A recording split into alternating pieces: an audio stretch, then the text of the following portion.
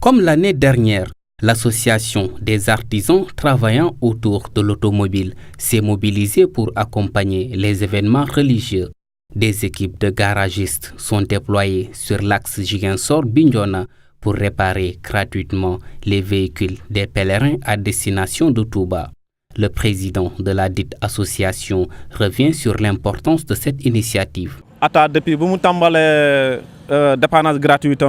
Depuis que ATA a commencé ses opérations de dépannage gratuit, cela a beaucoup contribué à unir les ouvriers de Bignona.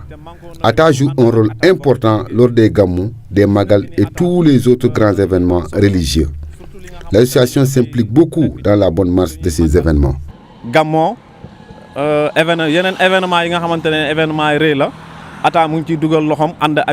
La particularité de cette année, l'axe Ziguinchor-Cap Skirring est couvert avec une équipe basée à Oussouye. D'autres postes de dépannage sont également installés sur la route de Kafountine et Séléti pour couvrir le secteur de Djouloulou. En novembre 1996, sur décision de son Excellence Fomix Sankoli, qu'a été créé le démembrement de la paroisse Saint-Martyr de l'Ouganda de Koloban. Depuis, la paroisse ne cesse de grandir en potentiel humain et dans la foi. Tel l'engouement qui animait les premiers chrétiens, les paroissiens de Koloban, à côté du slogan « Un chrétien, un sac de ciment », organise une grande kermesse pour mobiliser des fonds. Un événement annuel qui fait de Koloban le point focal du mois de novembre, où tous les fidèles, avec le soutien des autorités locales, sont conviés à bâtir l'église de Koloban. Nous sommes déjà aux 20 ans donc, de création de cette paroisse. Depuis 4 ans, nous organisons des kermesses paroissiales en vue de l'édification de cette construction d'église. Donc, c'est dire que les kermesses elles-mêmes ne suffisent pas, mais il y a un engouement aussi de la part des chrétiens, sachant aussi que comme les autres, ils ont envie de faire quelque chose. Depuis 4 ans, ces kermesses suscitent beaucoup d'engouement et permettent aux fidèles de se retrouver entre frères et sœurs en église et entre chrétiens et musulmans partageant la même communauté. Vous nous offrez l'opportunité. Sinon, je vais voir loin en voyant le président, en leur disant qu'il y a une paroisse à Ziguinchor qui s'appelle les Saint-Martyr de l'Ouganda, qui a besoin d'église, qui a mobilisé certains trucs, mais voilà, ça cale quelque part. Et c'est cette de fonds-là qui nous, la kermesse rentre dans ce sens-là. Comme l'abbé l'a dit, je ne donne pas les chiffres, mais on progresse de millions en millions. Les fidèles, dans leur souhait d'entrer dans leurs murs, invitent toutes les bonnes volontés pour que l'église de Koloban sorte de terre. Une église qui n'est pas l'héritage laissé par le colon, mais réalisé par les autochtones, est un défi pour les paroissiens de Koloban. 40 ans de présence au Sénégal, 40 ans au service des enfants vulnérables. Les villages d'enfants SOS fêtent cette longue présence au Sénégal sous le parrainage de l'ancien maire de Ziguinchor, M. Robert Sagna. Oui, je n'ai fait que mon devoir. À l'époque, en tant que maire, ils avaient besoin d'un site pour justement apporter assistance à nos enfants déshérités. Donc c'est avec beaucoup de plaisir et beaucoup de joie que j'ai pu retrouver ce site ici. Avant son implantation, il y avait également un site qu'on devait accorder à l'université. Et donc cet endroit est devenu aujourd'hui un centre, un foyer important de formation de nos jeunes et de prise en charge surtout des enfants déshérités.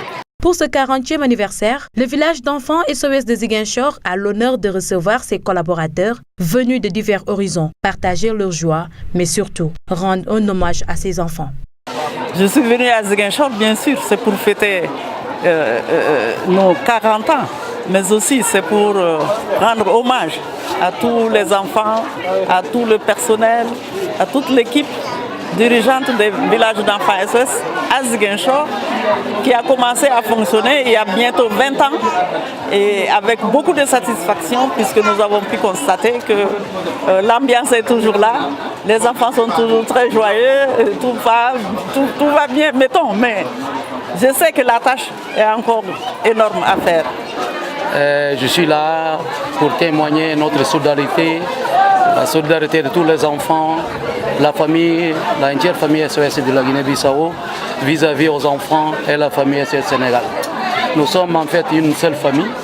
SOS c'est une grande famille du monde et nous travaillons ensemble. Donc c'est ma présence, c'est le témoignage de cette solidarité vis-à-vis à nos collègues du Sénégal. 40 ans, ça se fête après des années de dur labeur et de sacrifices au service des enfants. Dès l'ouverture du village, nous avions eu que 10 maisons familiales. On est aujourd'hui à 13 maisons familiales au niveau du programme de Ziguinchor. Depuis sa création en 1976, le village d'enfants SOS a vu grandir bon nombre d'enfants qui aujourd'hui s'épanouissent et jouissent pleinement de leur citoyenneté à travers le monde.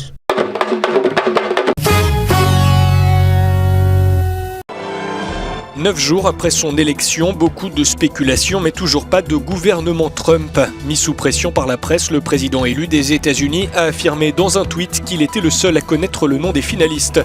Son équipe assure être dans des délais raisonnables, proches de la transition orchestrée par Barack Obama en 2008. Il est ici en train de former le gouvernement fédéral, explique sa stratège. Il rencontre ses conseillers et les candidats potentiels. Tout se passe très bien. Je ne comprends pas ces articles. La presse m'a même demandé si M. Trump était ici à New York ou à Washington. Il est ici, on va cesser les théories du complot et se parler librement. Il est ici, il remplit son devoir de président élu.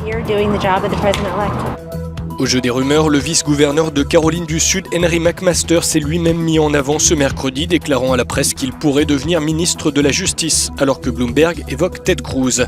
Toujours selon McMaster, la gouverneure de Caroline du Sud, Nikki Haley, pourrait être nommée aux affaires étrangères. On avance aussi les noms de l'ancien maire de New York, Rudy Giuliani, et John Bolton. Au secrétariat du Trésor, le nom du directeur de JP Morgan circule, celui de Jamie Dimon, une rumeur qui a d'ailleurs fait chuter l'action de la banque en bourse. Donald Trump doit rencontrer le Premier ministre japonais Shinzo Abe ce jeudi, un fait inhabituel pour un président élu qui n'a toujours pas tranché sur les postes clés de son cabinet.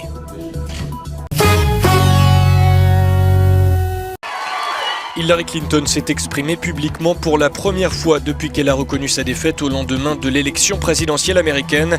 C'était ce mercredi à l'occasion d'un gala de charité pour l'enfance à Washington. L'ex-secrétaire d'État, très ému, a appelé les Américains à ne pas laisser tomber. Je dois admettre que venir ici ce soir n'a pas été facile pour moi. Plusieurs fois cette semaine, je n'avais qu'une seule envie, me réfugier avec un bon livre ou avec mes chiens et ne plus jamais sortir de chez moi. Je sais que cette semaine, beaucoup de gens se sont demandé si les États-Unis étaient bien le pays que l'on croyait. Les divisions mises à nu lors de l'élection, dit-elle, sont profondes. Mais écoutez-moi bien, les États-Unis en valent la peine. Nos enfants en valent la peine. Croyez en votre pays, battez-vous pour vos valeurs et n'abandonnez jamais. Hillary Clinton, qui a recueilli 1 million de voix de plus que Donald Trump mardi dernier, n'a pas évoqué son avenir, mais cette apparition suggère qu'elle pourrait s'engager en faveur de l'enfance.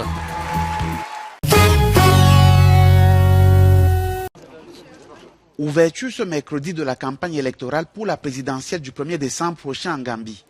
3 candidats en lice, dont Yaya Jammeh. Au pouvoir depuis 1994, le président sortant est candidat à sa propre succession. Il brigue un 5e mandat.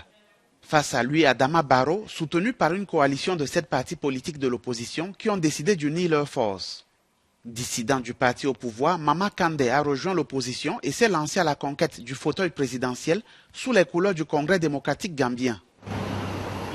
Vu les rapports conflictuels entre le pouvoir et l'opposition, la commission électorale a proposé un code de bonne conduite aux candidats afin de les inciter à mener une campagne apaisée sans insultes ni violence. 886 578 Gambiens se rendront aux urnes le 1er décembre prochain pour élire leur président.